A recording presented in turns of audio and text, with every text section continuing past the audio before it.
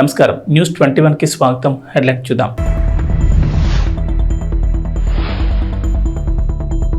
ఢిల్లీలో ప్రధాని మోడీతో తెలుగు రాష్ట్రాల ముఖ్యమంత్రుల భేటీ, పలు అంశాలపై చర్చ.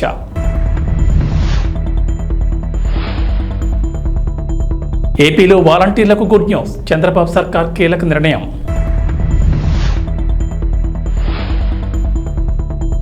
తెలంగాణ ప్రభుత్వ ఉద్యోగులకు గుడ్ న్యూస్, రేవంత్ సర్కార్ కీలక నిర్ణయం.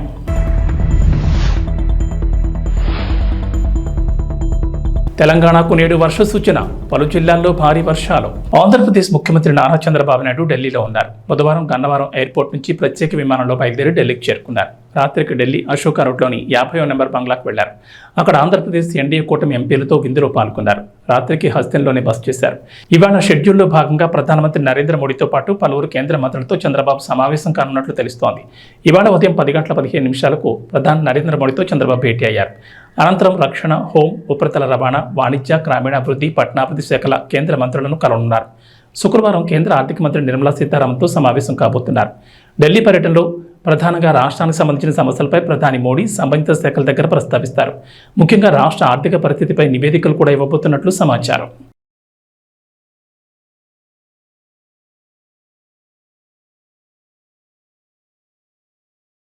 ఢిల్లీ పర్యటనలో తెలంగాణ సీఎం రేవంత్ రెడ్డి కూడా ఉన్నారు. నేటి సాయంత్రం ప్రధాని నరేంద్ర మోడీతో భేటీ కానున్నారు. గురువారమే ఇరువురు సమావేశం కావాల్సినప్పటికీ లోక్సభ సమావేశాల దృష్ట్యా అది వాయిదా పడింది.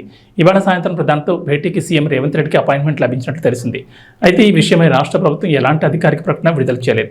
తెలంగాణకు సంబంధించిన పలు అంశాలు, కేంద్రం నుంచి రావాల్సిన అనుమతులు, లభించాల్సిన ఆర్థిక సహకారం, కేంద్ర పథకాల నిధుల విడుదలలో జాప్యం తదితర అంశాలను సీఎం ప్రధాని దృష్టికి తీసుకెళ్లనున్నారు. ఈసారి సమావేశంలో తెలంగాణకు సంబంధించి పాలమూరు రంగారెడ్డి ప్రాజెక్టుకు జాతీయ హోదా, బొగ్గు గనుల వేలంలో సింగరేణికి భాగస్వామ్యం కల్పించడం, సైనిక్ స్కూల్ ఏర్పాటు, రక్షణ శాఖకు చెందిన భూములను రాష్ట్రానికి అప్పగించడం, విభజన చట్టంలోని అపరిష్కృతంగా ఉండిపోయిన Kazipet railway coach factory, Bayyaram ఉక్కు పరిశ్రమ ఏర్పాటు, గిరిజన వర్సిటీకి నిధుల కేటాయింపు తదితర అంశాలను సీఎం రేవంత్ ప్రధాని మోడీ దృష్టికి తీసుకెళ్లనున్నారు. ఆంధ్రప్రదేశ్లో వాలంటీర్ల అంశంపై చర్చ జరుగుతోంది. వాలంటీర్ల వ్యవస్థను కొనసాగిస్తారా లేదా అంటూ అనుమానాలు వ్యక్తమవుతున్నాయి. అలాగే జూలై 4 పింఛన్ డబ్బుల్ని గ్రామ, వార్డు సచివాలయ ఉద్యోగులతో పంపిణీ చేయించడంతో వాలంటీర్లను కొనసాగించడం అనుమానమే అంటూ వైఎస్ఆర్సీపీ ఆరోపించింది. ఏపీ ప్రభుత్వం మాత్రం వాలంటీర్ల విషయంలో ఖచ్చితంగా మంచి నిర్ణయం తీసుకుంటామంటోంది. వాలంటీర్ల వ్యవస్థపై త్వరలోనే నిర్ణయం ఉంటుందనే అభిప్రాయాన్ని డిప్యూటీ సీఎం పవన్ కళ్యాణ్ సహా మంత్రులు వ్యక్తం చేస్తున్నారు. రాష్ట్రంలో వాలంటీర్ల అంశంపై ప్రభుత్వం త్వరలోనే నిర్ణయం తీసుకునే అవకాశం ఉందని అభిప్రాయాలు వ్యక్తమవుతున్నాయి. ఈ వ్యవస్థలు చేయాల్సిన మార్పులు, చేర్పులపై కసరత్తు చేస్తున్నట్లు తెలుస్తోంది. వాలంటీర్ల ఉద్యోగాన్ని కొంత నిర్దిష్ట కాలానికి పరిమితం చేయాలనే ఆలోచన ఉందట. ప్రతి 3 ఏళ్లకు ఒకసారి కొత్తగా వాలంటీర్లను నియమించాలనే ప్రతిపాదనలు ఉన్నాయంటున్నారు. అంటే 3 ఏళ్లకు మించి వాలంటీర్లను కొనసాగించకూడదని భావిస్తున్నారట. అంటే 3 ఏళ్లకు ఒకసారి వాలంటీర్ల నియామకం చేపట్టాలనే ఉద్దేశం ఉందట. వాలంటీర్లుగా ఉద్యోగాలు చేసేవారికి ఈ 3 ఏళ్లలో ఏదో ఒక వృత్తిపరమైన శిక్షణ ఇవ్వాలని, ఆ తర్వాత వారు మంచి ఉద్యోగం సంపాదించుకునే మార్గం చూపించాలని భావిస్తున్నారట. ఈ మేరకు వాలంటీర్ వ్యవస్థలో మార్పులు చేయాలనుకుంటున్నారట. వాలంటీర్ల విషయంలో ప్రజల నుంచి కూడా సలహాలు, సూచనలు తీసుకోవాలని, ఆ తర్వాత మార్పులు చేర్పులపై ఒక నిర్ణయానికి వచ్చే ఆలోచన ఉందంటున్నారు. వాలంటీర్ల వ్యవస్థకు సంబంధించిన కసరత్తు మొదలుపెట్టి త్వరలోనే మంచి నిర్ణయం తీసుకునే అవకాశం ఉన్నట్లు తెలుస్తోంది.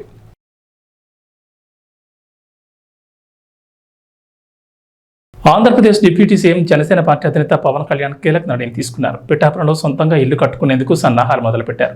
స్థానికంగా స్థలం కొనుగోలు చేశారు. బుధవారం రిజిస్ట్రేషన్ కూడా చేయించుకున్నారు. పిఠాపురం మండలంలోని భోగాపురం, ఇల్లింద్రాడ రెవెన్యూ పరిధిలో 1.44 ఎకరాలు, 2.08 ఎకరాలు మరో బిట్ స్థలం తీసుకున్నారు. పవన్ కళ్యాణ్ ఆ భూమికి సంబంధించి బుధవారం మధ్యాహ్నం 1:30 నుంచి 2 గంటల మధ్యలో రిజిస్ట్రేషన్ కూడా పూర్తి చేశారు. పవన్ స్థలం కొనుగోలు చేసిన ప్రాంతంలో ఎకరం మార్కెట్ విలువ 15 నుంచి 16 లక్షల మేర ఉందని చర్చ జరుగుతోంది.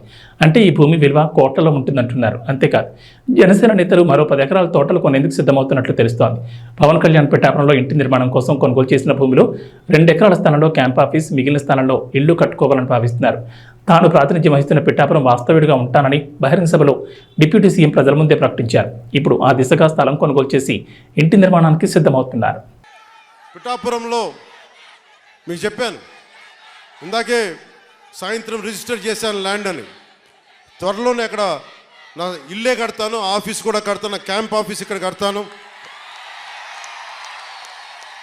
1 ఎకరం స్థలం, 1 ఎకరం 2 ఎకరాల స్థలం, పార్టీ ఆఫీస్. ఈరోజు నాకు బాధగా ఉంది, రోడ్ల మీద ఉండిపోతూ ఉన్నారు. జనసేన ఆఫీస్కి రావాలి అంటే ముందు వాకిళ్ళు తెరిచి ఉండాలి. అందుకే నాకు 2 ఎకరాల స్థలం పెట్టండి, ఎవరు వచ్చినా ముందుకు రావాలి. ఇలా ఉండాలి కనీసం. మా హక్కు ఇది జనసేన ఆఫీసు. కానీ చిన్న ఆఫీసులు అయిపోతే ఏమనిపిస్తుంది, దూరం నుంచి ఉంటారు. ఇంత ప్రేమగా వచ్చిన మీకు గేట్లు తెరిచి జనసేన మిమ్మల్ని వచ్చి రా అని చెప్పేలాగే 1 ఎకరం 2 ఎకరాల స్థలం మీరు వచ్చి సాయంత్రాలు కూర్చున్నా నాకు ఇబ్బంది లేదు, మాట్లాడుకునే ఇబ్బంది లేదు, ఇలా రోజు మాట్లాడుకునే నాకు ఇబ్బంది లేదు. అలాగే చాలామంది పిటిషన్స్తో వస్తూ ఉన్నారు. ఈరోజు ఒక 5 మందిని నేను అపాయింట్ చేశాను ఇక్కడి నుంచి రాకముందే. వారి చేత పిటిషన్లు తీసుకుంటా ఉన్నా. ప్రయారిటీ ఒకటే చెప్పాను, ఎవరైనా సరే మెడికల్ సంబంధించిన సమస్యలు వస్తే దాని ప్రయారిటీ తీసుకోండి. అలాగే లా అండ్ ఆర్డర్ సమస్య, ఏమైనా కిడ్నాపింగ్లు జరిగినా దాడులు జరిగినా అది ప్రయారిటీ తీసుకోండి. అలాగే విద్యార్థులకి ఏదన్నా కష్టాలు ఏదైనా విద్యకు సంబంధించి ఉంటే అది ప్రయారిటీ తీసుకోండి. అలాగే యువతకి ఉపాధి అవకాశాలు అంటే ప్రభుత్వ ఉద్యోగాలు వచ్చే లోపు మన మద్దతుదారులు, మన తెలుగుదేశం నాయకులు ఉన్నారు, తెలుగుదేశం పార్టీ మద్దతుదారులు ఉన్నారు, కృష్ణరాజు గారు ఉన్నారు, వర్మ గారు ఉన్నారు. ఇవన్నీ కాకుండా కూటమికి నిలబడ్డ చాలామంది పెద్దలు ఉన్నారు. వారందరి కంపెనీల్లో జాబ్ మేళా ఇక్కడే పెట్టుకుందాం. వారిని పిలిపిస్తాను. మన ఉదయ్ శ్రీనివాస్ ఉన్నారు, చాలామంది ఢిల్లీ నుంచి పిలిపించి జనసేన ఆఫీస్లో యువతకి మీకు స్కిల్ ఉంటే వచ్చి మీరు జాబ్ మేళా ఇక్కడే పెడతారు. మీరు వచ్చి మీ సమర్థత ప్రతిభని బట్టి మీరు ఉద్యోగాలు ఇక్కడే సెలెక్ట్ అయ్యేలాగా మీరు ఎన్నుకోబోయేలాగా బాధ్యత కూడా తీసుకుంటాం. తెలంగాణలోని ప్రభుత్వ ఉద్యోగులకు రేవంత్ సర్కార్ గుడ్ న్యూస్ చెప్పింది. చాలా ఏళ్లుగా బదిలీల కోసం ఉద్యోగులు ఎదురుచూస్తుండగా తాజాగా ట్రాన్స్ఫర్లకు గ్రీన్ సిగ్నల్ ఇచ్చింది. 5 ఏళ్ల తర్వాత బదిలీలపై నిషేధాన్ని ఎత్తివేస్తూ ఆర్థిక శాఖ స్పెషల్ సీఎస్ రామకృష్ణారావు ఉత్తర్వులు జారీ చేశారు. ఒకే చోట 4 ఏళ్లుగా పనిచేస్తున్న ఉద్యోగులను తప్పనిసరి బదిలీ చేయాలని ఉత్తర్వులు వెల్లడించారు. ఈ మేరకు ఈ నెల 5 నుంచి జూలై 20 వరకు బదిలీలకు షెడ్యూల్ ప్రకటించారు. ఎలాంటి అవకతవకలకు తావు లేకుండా పారదర్శకంగా ఆన్లైన్ కౌన్సిలింగ్ ద్వారా ఉద్యోగులను బదిలీ చేసేందుకు ప్రభుత్వం సిద్ధమైంది. మొత్తం 7 అంశాల ఆధారంగా ఉద్యోగుల బదిలీ ప్రక్రియ చేపట్టనున్నారు. స్పౌజ్ 2025 జూన్ 30లోగా రిటైర్డ్ అయ్యేవారు, వితంతువులు, కొన్ని కేటగిరీల అనారోగ్యంతో బాధపడుతున్న వారికి ఇందులో ప్రాధాన్యం ఉంటుంది. సీఎం రేవంత్ రెడ్డి ఆదేశాలతో ఈ మేరకు ఆర్థిక శాఖ జీవో 80 విడుదల చేసింది. ఈ ఏడాది జూన్ 30 నాటికి ఒకే చోట 4 ఏళ్లుగా పనిచేస్తున్న ఉద్యోగులను తప్పనిసరిగా బదిలీ చేయాలని నిర్ణయించింది. బదిలీలకు విధి విధానాలు, మార్గదర్శకాలను కూడా వెల్లడించింది. సంచలన నిర్ణయాలతో పాలనతో తనదైన మార్పు చూపిస్తున్న తెలంగాణ ముఖ్యమంత్రి రేవంత్ రెడ్డి విద్యారంగంపై కూడా తనదైన ముద్ర ఉండేలా కీలక నిర్ణయాలు తీసుకుంటున్నారు. ఇప్పటికే మహిళలు, రైతులు, నిరుద్యోగులపై ఫోకస్ పెట్టిన సీఎం రేవంత్ రెడ్డి పలు ఆకర్షణీయమైన పథకాలను అమలు చేస్తున్నారు. త్వరలోనే మరికొన్ని పథకాలను అమలు చేసేందుకు రంగం సిద్ధం చేస్తున్నారు. ఇక నిరుద్యోగుల కోసం జాబ్ క్యాలెండర్ ప్రకటించేందుకు కసరత్తు చేస్తున్నారు. ఈ నేపథ్యంలోనే విద్యార్థులపై కూడా సీఎం రేవంత్ రెడ్డి దృష్టి సారించారు. ఇప్పటికే మూతబడిన అన్ని స్కూళ్లను తెరిపిస్తామని, ప్రతి పల్లెకు తాండాకు ఒక బడి ఉండేలా చర్యలు తీసుకుంటామని రేవంత్ రెడ్డి మాట ఇచ్చారు. కాగా నడుస్తున్న పాఠశాలల్లో విద్యార్థులకు నాణ్యమైన, మెరుగైన విద్యను అందించేందుకు రేవంత్ రెడ్డి సర్కార్ కీలక నిర్ణయం తీసుకుంది. క్వాడ్జెన్ అనే ప్రముఖ సంస్థతో కలిసి తెలంగాణలోని ప్రతి పాఠశాలకు ఇంటరాక్టివ్ వైట్ బోర్డ్, విద్యార్థులకు 20,000 లోపు ల్యాప్టాప్లను అందించాలని సీఎం రేవంత్ రెడ్డి నిర్ణయించారు.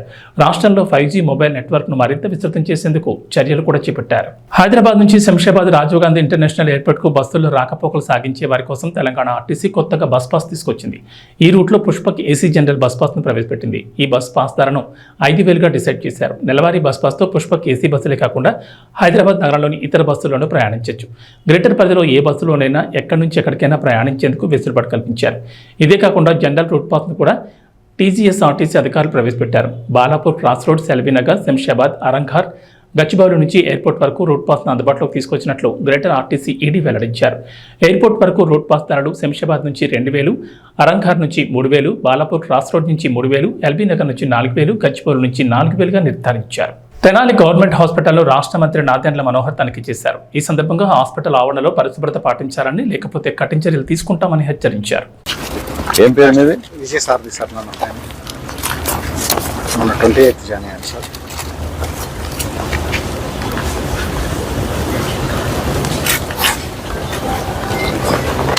One week. Okay sir. I'm giving you only 1 week. మొత్తం I want everything clean. Parking ఇక్కడ పెట్టుకోవచ్చు, స్టాఫ్ పార్కింగ్ పెట్టుకోవచ్చు. Not there. Keep it lively environment. మన లోపల హాస్పిటల్ ఎంటర్ అవగానే సమ్ గ్రీనరీ అవి పెట్టి కొంచెం maybe that can become fresh also కదా. Next that where you kept that covid centre, that can become a crush, small playground లాగా for kids. వేరేనా మీ శానిటేషన్ అయినా? నెక్స్ట్ టైం మీరు ఒక పుస్తకం పెట్టుకుని చెప్పినవన్నీ రాసుకోండి. అర్థమైందా? నేనేమి పిక్నిక్ కోసం రాలేదు, విజిట్ కోసం వచ్చినప్పుడు జాగ్రత్తగా ఉండండి. మీరు మొత్తం ఇవన్నీ కూడా క్లియర్ చేయించండి మొత్తం అన్ని. మొత్తం క్లీన్ చేయించాం. ఇది ఓపెన్ యాక్సెస్ ఫ్రీగా ఉండాలి. ఇది tomorrow you do this part, ఆ పార్ట్ వాళ్ళు చేసుకుంటారు. సరేనా? మీరు చేయించండి. of tea, show him, he'll be happy to do. Yes, sir. When you don't want to work, what can you do?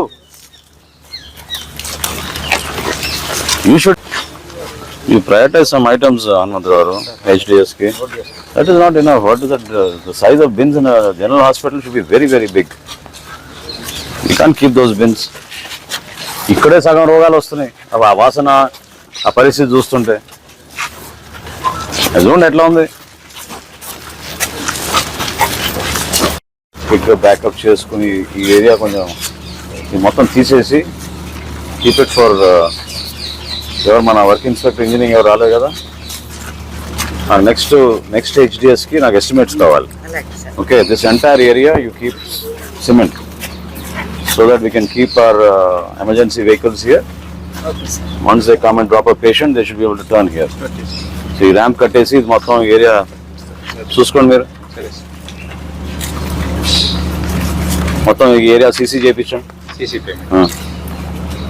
ఈ పోల్ దగ్గర నుంచి ఆ చెట్టు వరకు అట్లీస్ట్ 2 vehicles వచ్చేటట్టు చూడండి. This can be shifted. ఇంకేంటి వాడుతున్నారు ఇది? Already we are having water coolers inside there.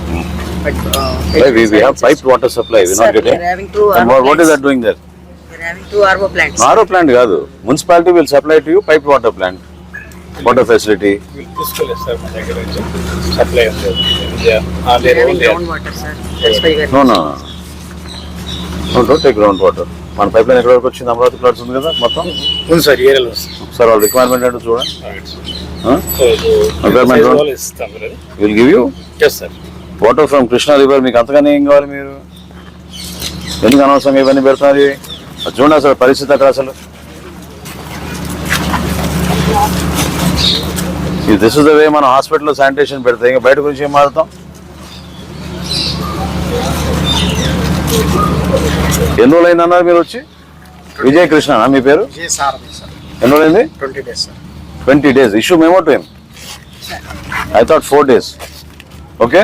Issue memo, put up the memo in the HDS. Mining pollution శాఖకు చెందిన రికార్డులను ధ్వంసం చేశారు. యనమల కుదురు కట్ట మీద రోడ్డు వెంట సిబ్బంది రికార్డులను తగలబెట్టారు. మంటలను చూసి స్థానికులు ఏమిటని ప్రశ్నించారు. అయితే వెంటనే సిబ్బంది కారులో పరారయ్యారు. మైనింగ్ పొల్యూషన్ శాఖకు చెందిన అనేక పత్రాలు, హార్డ్ డిస్క్లు, క్యాసెట్లు దగ్ధం చేశారు. Pollution control board chairman Sameer Sharma ఆదేశాలతో పత్రాలు దగ్ధం చేశామని డ్రైవర్ అన్నారు. పోలీసుల అదుపులో డ్రైవర్ నాగరాజు ఉన్నాడు. చూసావా? ఓకే.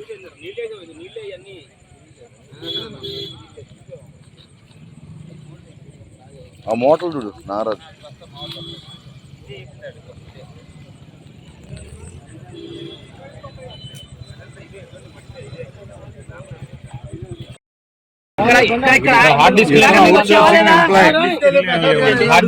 డిపార్ట్మెంట్ ఏంటి? నువ్వు out sourcing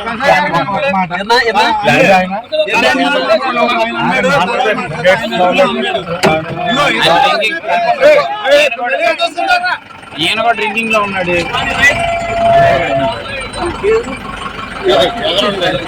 ముందేంటి Nagaraju outsourcing employee pollution control board లో చేస్తున్నాడు.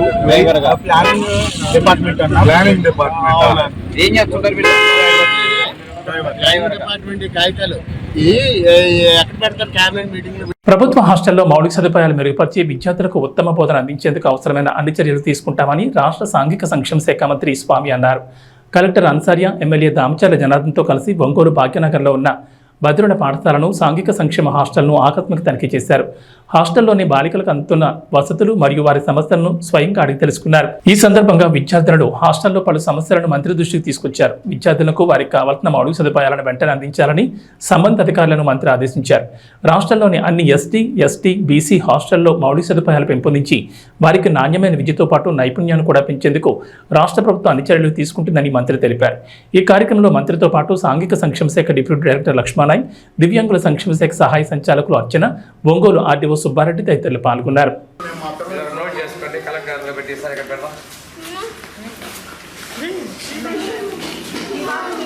విజిట్ చేయడం జరిగింది.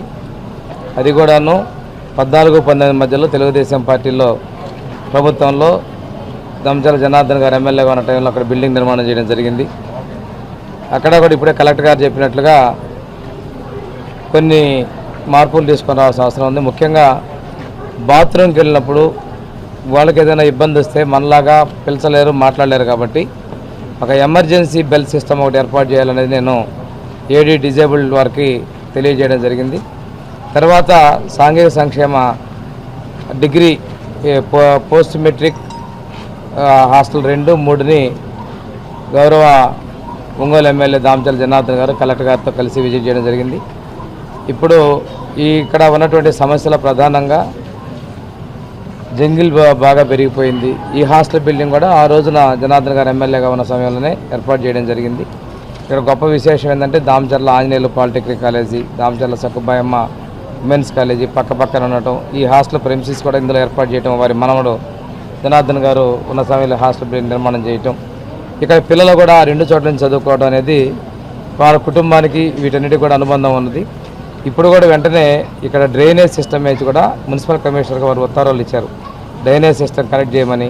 తర్వాత వాటర్ సరిపోయినంత లేకపోతే ఇంకో సంపు నిర్మాణం చేసి సఫిషియెంట్ వాటర్ ఇవ్వమని అడిగారు. పిల్లలు ఉప్పు నీళ్ళు వస్తున్నాయి, అన్నిటికీ ఇబ్బందులు పడుతున్నామని చెప్పినందువల్ల టాయిలెట్స్ లోపల ఇంటర్నల్గా ఏమన్నా మార్పుల కోసం కలెక్టర్ గారు నేను ఏదో విధంగా సిఎస్ఆర్ గ్రాంట్ అయినా తీసుకొని డెవలప్మెంట్ చేస్తామన్నారు. రెండోది ఈ ఇక్కడ కూడా ప్రెమిసెస్ల లైట్లు కూడా ఏర్పాటు చేయించాలి. అది ఎమ్మెల్యే గారిని అది కూడా రిక్వెస్ట్ చేస్తాను. ఎందుకంటే ఆడపిల్లల హాస్టల్లో చుట్టుపక్కల లైట్లు అనేది ఉంటే ఎవరైనా ఆగంతుకులు వచ్చినా కానీ ఇన్సైడ్ లోపల నుంచి వాళ్ళకి కనిపించే విధంగా ఆ లైటింగ్ చేయాలి. డీడీ గారిని ఒకసారి నైట్ టైం విజిట్ చేసి మార్పులు చేర్పులు చూసి డీటెయిల్ రిపోర్ట్ ఇచ్చినట్టయితే ఎమ్మెల్యే గారితో సంప్రదించి మున్సిపల్ కమిషనర్ ఇంజనీర్లతో కూడా ఫాలోఅప్ చేసి కావాల్సినటువంటి వసతులు ఏర్పాటు చేయడం తీయాలని చెప్పి ప్రత్యేకంగా నేను ఒంగోలు ఎమ్మెల్యే దామచల జనార్దన్ గారిని అభినందిస్తున్నా. సమస్యలు చూసిన వెంటనే మున్సిపల్ కమిషనర్ గారితో వీటి పరిష్కారం చొరవ తీసుకుందుకు మిగిలిన వసతి ఏర్పాట్ల కోసం కూడా మేము కలెక్టర్ గారు కూడా చొరవ తీసుకున్నందుకు వారిని కూడా నేను అభినందిస్తూ ఇదే విధంగా రాష్ట్ర వ్యాప్తంగా ఉన్న ప్రభుత్వ హాస్టల్, అది సాంఘిక సంక్షేమ కావచ్చు, గిరిజన సంక్షేమ కావచ్చు, వెనుకబడిన వర్గాల సంక్షేమ హాస్టల్, వీటన్నింటినీ కూడా మనం అభివృద్ధి తీసుకురావడంలో ముఖ్యమంత్రి గారు చొరవ ఉన్నారు. ఇక్కడ చదువుకున్నటువంటి ఎక్కువ మంది యువతలో స్కిల్ డెవలప్మెంట్ తీసుకురావాలనేది, యువతలో నాణ్యమైన విద్య అందించాలని మన విద్యాశాఖ మంత్రి గారు లోకేష్ గారి ఆకాంక్ష. రేపు డిఎస్సి కూడా అయిపోతున్నాం. ఏ రోజైతే మేము ఎన్నికల్లో చెప్పినట్లుగా ఆ డిఎస్సి కూడా సోషల్ వెల్ఫేర్ డిపార్ట్మెంట్ నుంచి జిల్లా స్థాయిలో ఉచితంగా శిక్షణ కూడా మేము ఇవ్వబోతా ఉన్నాం. పిల్లలకు కూడా ఈరోజు కలెక్టర్ గారు, అదేవిధంగా గౌరవ ఎమ్మెల్యే గారు, నేను కూడా చెప్పడం జరిగింది, చదువుకొని మంచి భవిష్యత్తు ఉండాలి. మనం చదువుకున్నందుకు తల్లిదండ్రులు మనమే ప్రేమను చంపుకొని వారి అభిమానాన్ని దూరంగా పెట్టుకొని బిడ్డలు ప్రయోజనం కావాలని చెప్పి చేసినందుకు దానికి ఉపయుక్తంగా మేము చదువుకోవాలని చెప్పేసి పిలుపునివ్వడం జరిగింది. ఈ సందర్భంగా కాలేజీ సిబ్బంది కూడా కలవడం జరిగింది. వారు కూడా మేము నాణ్యమైన విద్యలో ముందుంటామండి, ప్రభుత్వం యొక్క సూచనల ప్రకారం నడుచుకుంటామని చెప్పినందుకు ముందుకు తీసుకుంటూ తప్పనిసరిగా హాస్టల్ మెరుగు కోసం మేము కృషి చేస్తామని తెలియజేస్తున్నాం. పవన్ కళ్యాణ్ ప్రస్తుతం తన సినిమాల మీద ఓ క్లారిటీతో ఉన్నారు. డిప్యూటీ సీఎంగా పదవి బాధ్యతలు తీసుకున్న తర్వాత క్షణం తీరిక లేకుండా ప్రజాసేవలోనే ఉంటున్నారు. ప్రతి వ్యవస్థను మూలాల్లోకి వెళ్లి అవినీతిని అంతం చేయాలని పాటుపడుతున్నారు. అధికారులందరినీ పరుగులు పెట్టిస్తున్నారు. ఇక పిఠాపురం నియోజకవర్గ అభివృద్ధిని ఆయన మరింత ప్రత్యేకంగా తీసుకున్నారు. అందుకే సినిమాలకు తాను డేట్లు ఇవ్వలేనని నిర్మాతలకు క్షమాపణ చెప్పారు. కనీసం రోడ్లైనా బాగు చేయకపోతే మళ్ళీ మీరే తిడతారు కదా అంటూ నవ్వుతూ అనేశారు. అయితే అశ్వినిదేవ్ తాజాగా ఓ విషయాన్ని బయటపెట్టేశారు. ఓ ఇంటర్వ్యూలో మాట్లాడుతూ టిక్కెట్ల రేట్ల మీద పవన్ కళ్యాణ్ అన్న మాటల్ని ఆయన అభిప్రాయాన్ని చెప్పేశారు. నార్త్లో ఉన్నట్లుగా 1000-2000 పద్ధతిని ఇక్కడ కూడా తీసుకొద్దామా అని నిర్మాతలకు సూచించారట. కానీ అది మన తెలుగు వరకు వర్కౌట్ కాదని నిర్మాతలు వద్దన్నారని, ఒకవేళ అదే కనుక పాటించుంటే టిక్కెట్ రేట్లు అమాంతం పెంచుంటే పరిస్థితి ఇంకోలా ఉండేది. 500 టిక్కెట్ రేట్లు ఉంటేనే ఇక్కడ జనాలు సరిగ్గా చూడడం లేదు. ఒకవేళ 2000కు టిక్కెట్ రేట్ను పెంచితే మాత్రం ఫ్యాన్స్ తప్ప మిగిలిన జనమంతా కూడా ఓటీటీని నమ్ముకునేవారు. కానీ మన నిర్మాతలు అత్యాస వద్దని అనుకున్నారేమో, 500 టిక్కెట్ రేట్తోనే సరిపెట్టుకున్నారు. పవన్ కళ్యాణ్కు తన సినిమాల మీద ఉన్న క్లారిటీ చూస్తుంటే మాత్రం అందరికీ ఒకటి అర్థమవుతుంది. ఉస్తాద్, ఓజీ, హరిహర వీరమల సినిమాలు ఇప్పట్లో పూర్తి కావు. ఆయన ఇచ్చే 2-3 రోజుల్లోనే షూటింగ్ చేయాల్సి ఉంటుంది. ఎక్కువ రోజులు డిమాండ్ చేసే పరిస్థితి ఉండదు. పైగా ఇందులో ఉస్తాద్ పూర్తిగా పొలిటికల్ సెటైర్లతో ఉంటుంది. అప్పుడంటే పవన్ కళ్యాణ్ ఎమ్మెల్యేగా గెలవలేదు. అప్పటి పరిస్థితులు తగ్గట్లుగా హరిశంకర్ సెటైర్లు రాసి ఉంటాడు. కానీ ఇప్పుడు పూర్తిగా మారింది. ఇప్పుడు అదే స్క్రిప్ట్ని తీస్తే కుదరదు. మరి హరిశంకర్ ఏం చేస్తాడో చూడాలి. హరిహర విరమణ గురించి అయితే ఎవరూ పట్టించుకోవడం లేదనిపిస్తోంది. ఒక ఓజీ మాత్రమే అందరి దృష్టిని ఆకర్షిస్తోంది. అభిమానులు కూడా ఓజీ కావాలని అంటున్నారు. అందుకే ఓజీ బాగుంటుంది చూద్దరు కానీ బహిరంగ సభలోనే పవన్ కళ్యాణ్ అన్నారు. అంటే ఈ 3 చిత్రాలను మాత్రమే పవన్ కళ్యాణ్ పూర్తి చేస్తారని, ఇతర ప్రాజెక్టులను ఒప్పుకోరని అర్థమవుతోంది. ఓజీయా సినిమాలు చేసే టైం ఉందంటారా? ఎలాగా మాట ఇచ్చాం కాబట్టి ముందు ఒక 3 నెలలు మీ కనీసం మీరు నన్ను తిట్టకూడదు. కనీసం ఒక్క రోడ్డు గుంతలు కూడా వేయలేదని తిట్టకూడదు కదా మీరు నన్ను. కనీసం గ్రామాలకి కొత్త రోడ్ల కంటే ముందు రోడ్లు గుంతలు పూడ్చి, పాట్ హోల్స్ పూడ్చి, మళ్ళీ మీరు తిట్టకూడదు కదా. నిన్ను ఎన్నుకుంటే మళ్ళీ నువ్వు వెళ్ళి ఓజీ చేస్తామని మనల్ని క్యాజీ అంటే నేను ఏం చెప్పను. ఒక భయంతో మా నిర్మాతలు కూడా చెప్పాను, కొంచెం క్షమించాలి. మా రాష్ట్ర మా ఆంధ్ర రాజ్య ప్రజలకి మేము కొంత కనీసం సేవ చేసుకొని కుదిరినప్పుడల్లా ఒక 2 రోజులు 3 రోజులు మీకు షూటింగ్ చేస్తాను, ఎక్కడ పనికి అంతరాయం రాకుండా. ఓజీ చూద్దరు కానీ బాగుంటుంది.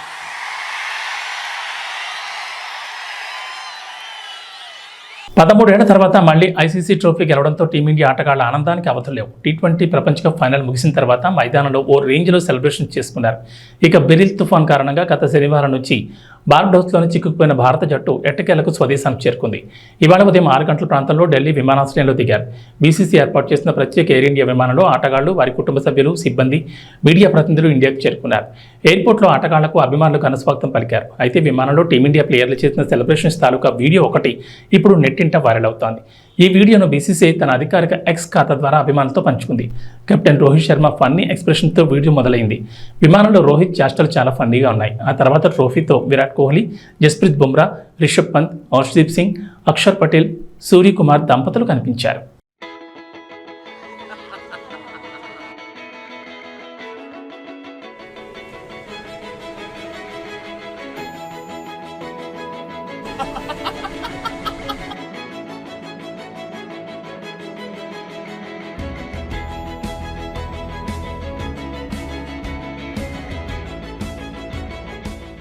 इस अमेजिंग फीलिंग मैन, इसके लिए काफ़ी मेहनत की है ये हाथ में आने के लिए.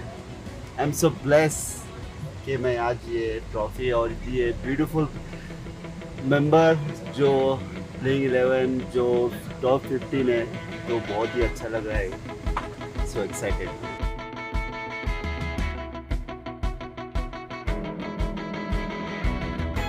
This feeling you can't express in words. I think I'm so lucky to have this.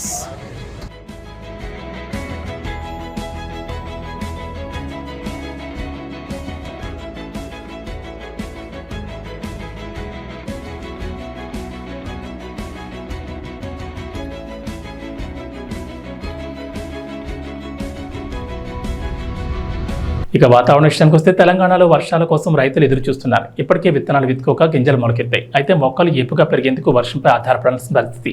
ఈ నేపథ్యంలో హైదరాబాద్ వాతావరణ కేంద్రం అధికారులు అన్నదాతలకు గుడ్ న్యూస్ చెప్పారు. నేటి నుంచి 5 రోజుల పాటు రాష్ట్రంలో విస్తారంగా వర్షాలు కురుస్తాయని చెప్పారు. నైరుతి రుతుపవనాల తోడు ఉపరితల నుంచి వీస్తున్న గాలుల ప్రభావంతో వర్షాలు పడతాయన్నారు. ముఖ్యంగా ఉత్తర తెలంగాణ జిల్లాల్లో వర్షాలకు అవకాశం ఉందన్నారు. నిజామాబాద్, నిర్మల్, కొమరంభీం, ఆసిఫాబాద్, జగిత్యాల, భూపాలపల్లి, ములుగు, కొత్తగూడెం, ఖమ్మం, కరీంనగర్, వరంగల్, మహబూబాబాద్ జిల్లాలో భారీ వర్షాలకు ఛాన్స్ ఉందని చెప్పారు. ఈ మేరకు ఆయా జిల్లాలకు ఎల్లో అలర్ట్ జారీ చేశారు. ఇక దక్షిణ తెలంగాణ జిల్లాలైన మహబూబ్నగర్, గద్వాల, నారాయణపేట్, నల్గొండ, యాదాద్రి, సూర్యాపేట్, వికారాబాద్, సంగారెడ్డి, మేడ్చల్ జిల్లాలో జల్లులు పడే అవకాశం ఉందని వాతావరణ శాఖ అధికారులు తెలిపారు. ఏవీ బులెటిన్ విశేషాలు. నమస్కారం.